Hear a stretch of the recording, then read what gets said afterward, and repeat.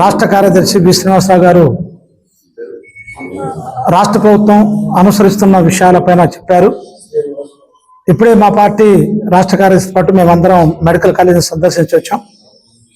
దీన్ని పీపీ విధానంతో అభివృద్ధి చేయడం అటువంటిది చాలా దుర్మార్గమైంది.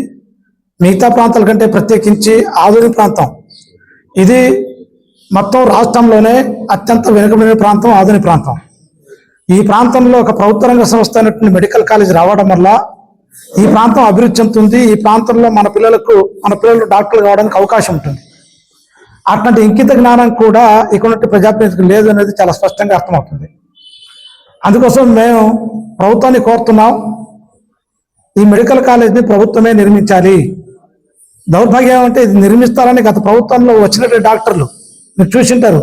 టౌన్లో చాలా ఉన్నటువంటి మన హాస్పిటల్లో డాక్టర్లు సమృద్ధిగా ఉన్నారు.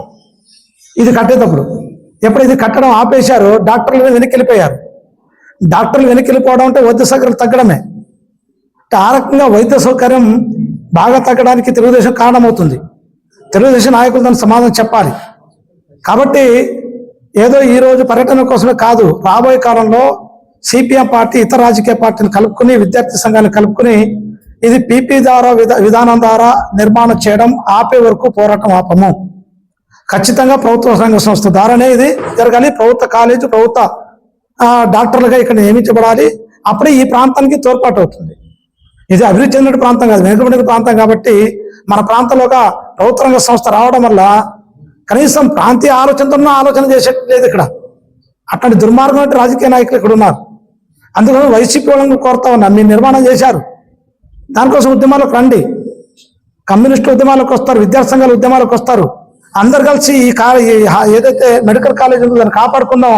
ప్రభుత్వ రంగంలో నిర్మాణం జరిగేలాగా రాబోయే ఈ పోరాటం చేస్తామని చెప్పేసి నేను రాష్ట్ర ప్రభుత్వానికి హెచ్చరిస్తాను.